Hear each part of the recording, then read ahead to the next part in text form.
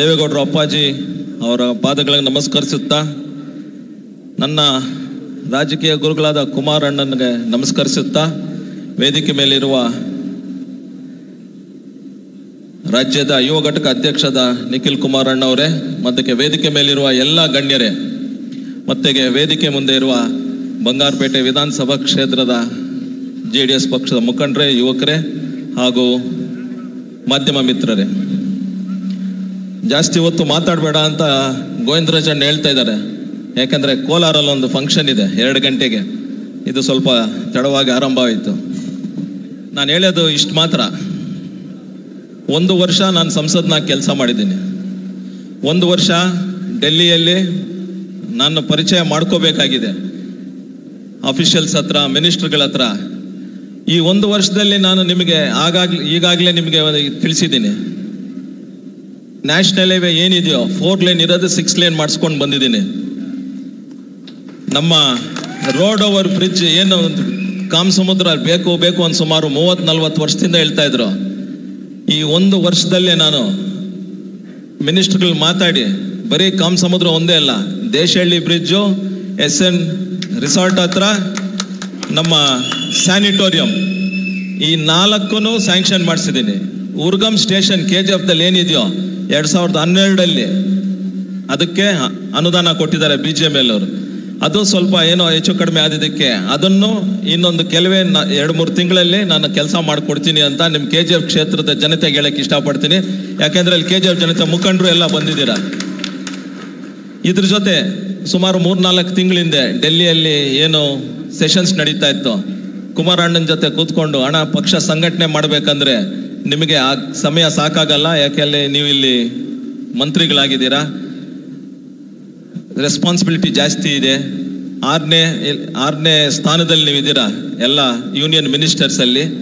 So ನಿಮಗೆ ಪಕ್ಷ ಸಂಘಟನೆ ಮಾಡೋಕ್ಕೆ ಸ್ವಲ್ಪ ಹಿಂದೇಟು ಹೊಡೆಯುತ್ತೆ. ಆಮೇಲೆ ಜನನೂ ಸ್ವಲ್ಪ ಬೇಸತ್ತು ಹೋಗ್ತಾ ಇದ್ದಾರೆ ಅಂತ ಹೇಳಿದಾಗ, ಏನು ಜನರೊಂದಿಗೆ ಜನತಾದಳ ಸುಮಾರು 3 ತಿಂಗಳ ಹಿಂದೆ ನಾನು ಕುಮಾರ್ ಅಣ್ಣನಿಗೆ ಹೇಳಿದ್ನೋ, ಅದು ನಿಖಿಲ್ ಅಣ್ಣನೂ ಅವರು ನನಗೆ ಸುಮಾರು 2 ತಿಂಗಳಿಂದ ಮಾತಾಡಿದ್ರು.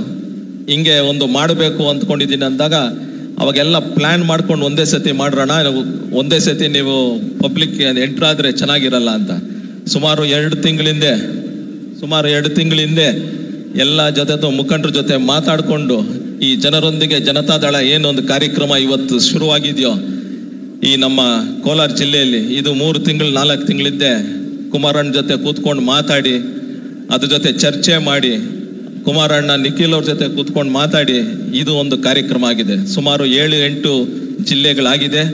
ಕೋಲಾರ ಜಿಲ್ಲೆಗೆ ಬಂದಾಗ ಎಲ್ಲಿ ಸ್ಟಾರ್ಟ್ ಮಾಡೋದು ಅಂತ ಕೇಳಿದ್ರು. ಅಣ್ಣ ದಯವಿಟ್ಟು ಬಂಗಾರಪೇಟೆಯಲ್ಲೇ ಸ್ಟಾರ್ಟ್ ಮಾಡಿ, ನಿಮ್ಮ ಅಭಿಮಾನಿಗಳು ಜಾಸ್ತಿ ಇದ್ದಾರೆ. ಬಂಗಾರಪೇಟೆಯಲ್ಲೇ ವಿಧಾನಸಭಾ ಕ್ಷೇತ್ರ ಎಲೆಕ್ಷನ್ ಮಾಡೋದು ಯುವಕರು, ಆ ಯುವಕರ ಜೊತೆ ಏನು ಹಿರಿಯರು ಇಲ್ಲಿ ಕೂತ್ಕೊಂಡಿದ್ದಾರೆ ಇವರು ಮಾರ್ಗದರ್ಶನಲ್ಲಿ 2 ಎಲೆಕ್ಷನ್ ಅಲ್ಲ 3 ಎಲೆಕ್ಷನ್ ಮಾಡಿದ್ದೀನಿ. ಆದರೆ ಯುವಕರು ಏನು ಒಂದು ರೆಸ್ಪಾನ್ಸಿಬಿಲಿಟಿ ತಗೊಂಡು ಒಂದು ಜವಾಬ್ದಾರಿ ತಗೊಂಡು ಮಾಡ್ತಾ ಇದ್ದಾರೋ ಅವ್ರಿಗೊಂದು ಒಳ್ಳೆ ಸಂದೇಶ ಸಿಗುತ್ತೆ ಅಂತ ನಿಖಿಲ್ ಕುಮಾರಣ್ಣನ ಕೇಳಿದಾಗ ಆಯಿತು ಬಂಗಾರಪೇಟೆಗೆ ಬರ್ತೀನಿ ಅಂತ ಹೇಳಿದ್ರು. ಇದು ಎಲ್ಲ ನೀವು ಏನು ನನಗೆ ಶಕ್ತಿ ತುಂಬಿಸ್ತಿರೋ 2-3 ಎಲೆಕ್ಷನ್ ಅಲ್ಲಿ ಅದೇ ಶಕ್ತಿ ಇವಾಗ ನಿಖಿಲ್ ಕುಮಾರಣ್ಣನಿಗೆ ನೀವು ಕೊಡಬೇಕು ಅಂತ ಈ ಮುಖಾಂತರ ನಾನು ಕೇಳಕ್ಕೆ ಇಷ್ಟಪಡ್ತೀನಿ.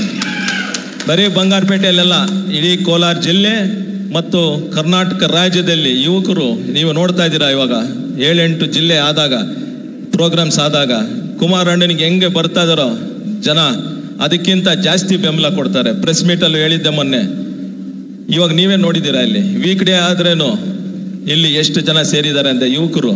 ಇಂತಹ ಒಂದು ವಾತಾವರಣ ಸೃಷ್ಟಿ ಆಗ್ತದೆ. 2028 ಚುನಾವಣೆಯಲ್ಲಿ ಗ್ಯಾರಂಟಿ ಜನತಾದಳ ಮತ್ತೆ BJP ಏನು NDA ಮೈತ್ರಿ ಸರ್ಕಾರ ಅಂತ ಹೇಳಿತ್ತು ಅದು ಬಂದೇ ಬರುತ್ತೆ. ಕುಮಾರಸ್ವಾಮಿ ಅವರು ಮುಖ್ಯಮಂತ್ರಿ ಆಗೇ ಆಗ್ತಾರೆ. ಅದು ಇವತ್ತು ಇಲ್ಲಿಂದಾನೇ ಶುರು ಆಗಬೇಕು ಅಂತ ಹೇಳ್ತಾ ನಾನು ಮುಗಿಸ್ತಾ ಇದ್ದೀನಿ. ಜೈ ಹಿಂದ್, ಜೈ ಕರ್ನಾಟಕ.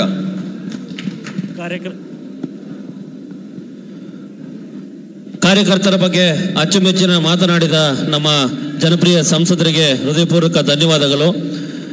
ಈಗ ಈ ಒಂದು 6 ತಿಂಗಳ ಕಾಲಘಟ್ಟದಲ್ಲಿ ಸಹಕಾರಿ ಸಂಸ್ಥೆಗಳ ಚುನಾವಣೆಯಲ್ಲಿ ಜಯಗಳಿಸಿರ್ತಕ್ಕಂಥ ನಮ್ಮ ಪಕ್ಷದ ಯುವ ಮುಖಂಡರುಗಳಿಗೆ ಒಂದು ಸಣ್ಣದಾದ ಒಂದು ಸನ್ಮಾನ.